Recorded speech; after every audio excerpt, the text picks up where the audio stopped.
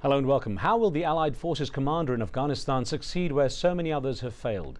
Military strategists are now hard at work figuring out the logistics of the latest mission, a task facing very serious challenges as well as a great deal of skepticism.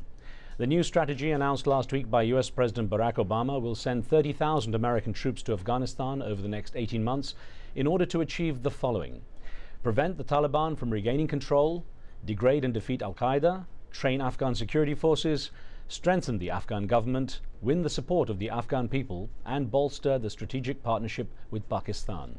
A challenging list by any standards. Today we ask, can the military strategy for Afghanistan lead to success and within the time frame outlined by President Obama? Remember, you can join our conversation and questions with your questions and comments. You can send an email or an SMS, and we also welcome your phone calls later into the show as well. Joining me in Washington to discuss these issues is the man currently in the center of all the political questioning, US General Stanley McChrystal, the commander of the International Security Assistance Force and the US forces in Afghanistan.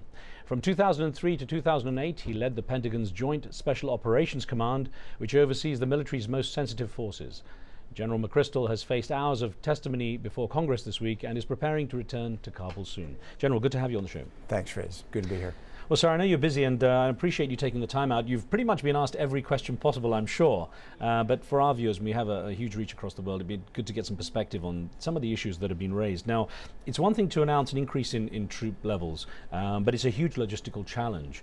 And I'm wondering, how will it be accomplished? Is the deployment timetable of early 2010 adequate when the infrastructure on the ground is relatively inadequate, and you don't have the same kind of staging post?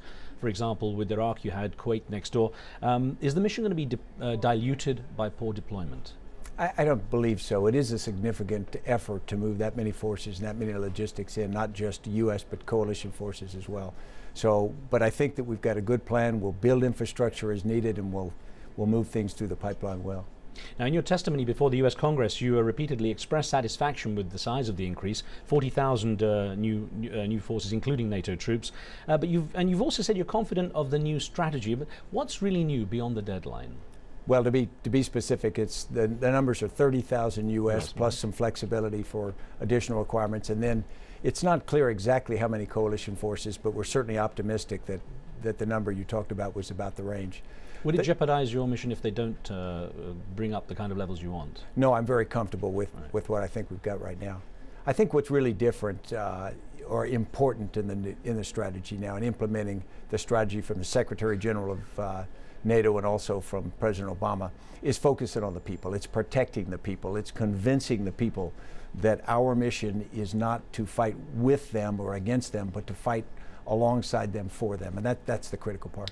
Now, you also testified that you never favored a time frame for a troop withdrawal, and yet President Obama seems very adamant and pretty confident that 2011 is a reasonable timetable for a major withdrawal of troops from Afghanistan. Are you now on board with that, or does it make you wince every time you hear it? No, I'm comfortable with where we are, but I would stress to everybody the context is President Obama and other leaders have stressed a strategic partnership with Afghanistan, with the people and government of Afghanistan.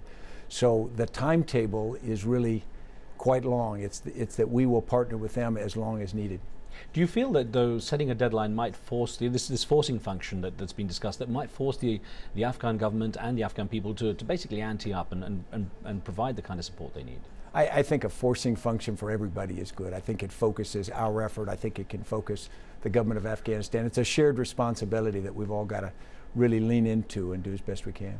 What if Taliban and the al-Qaeda forces decide to just sit it out and wait? I think that would be a terrific mistake on their part. If they sit it out and wait in the period in which we are increasing security with our Afghan partners and the Afghan government is increasing their own capacity, then I think it becomes very difficult for an insurgency to threaten them.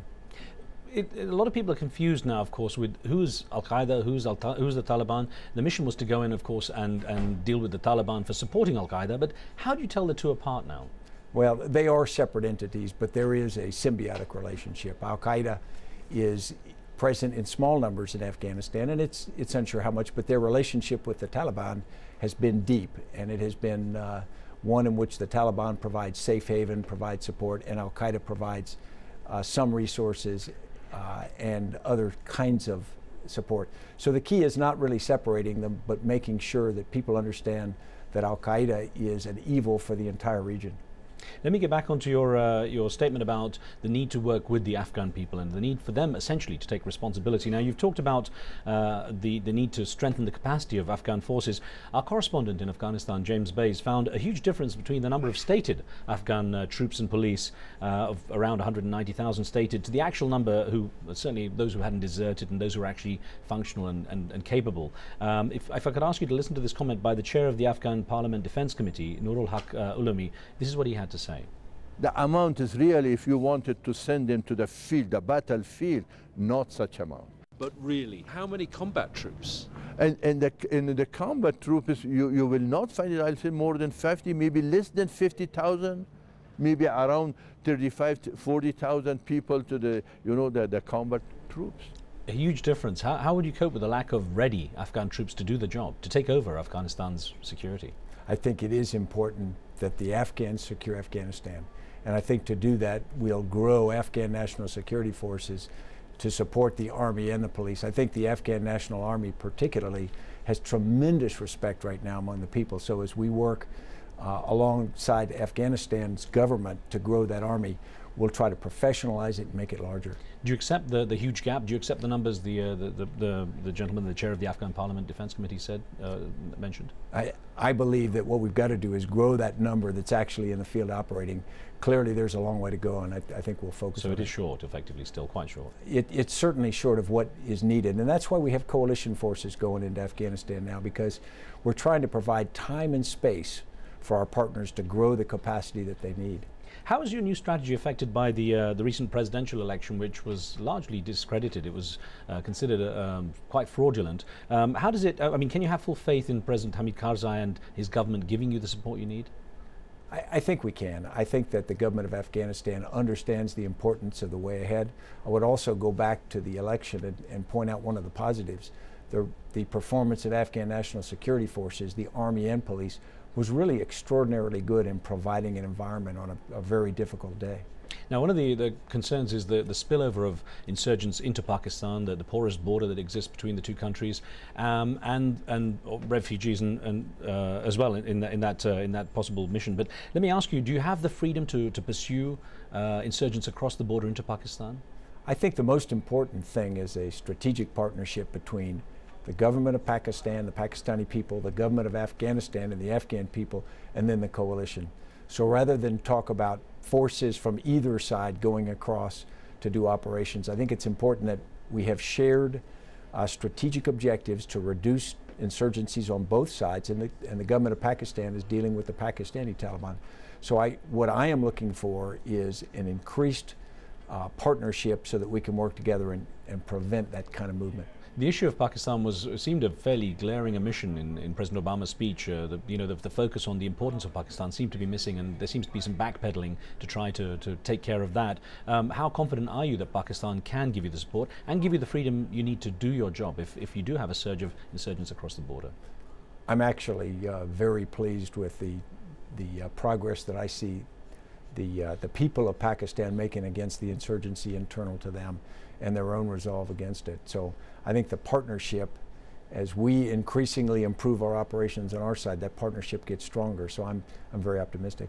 That border area is a large geographical area, even though it's sparsely populated. But again, it sort of almost mirrors Afghanistan.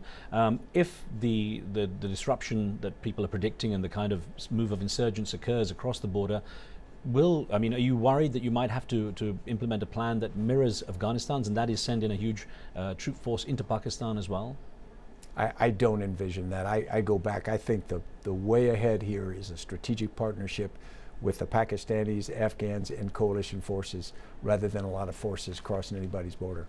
In terms of the Afghan forces having the resources they need, how confident are you can build them up to have the kind of training, the kind of actual supplies and resources that they need to do the job in the kind of time frame that's been demanded? This is complex and difficult, and we'll be working hard to not only help grow the numbers of the Afghan security forces, but also the institutional processes for logistics, command and control, and intelligence that they will need over time. We'll have to build all of that simultaneously, and many of those are being built already. But I think that is going to be one of the major challenges, and it'll be our main effort. Well, sir, I've got many more questions for you. We're going to take a very short break here and get back with more questions. We're going to take our short break. Don't go away. We're back with General McChrystal very shortly.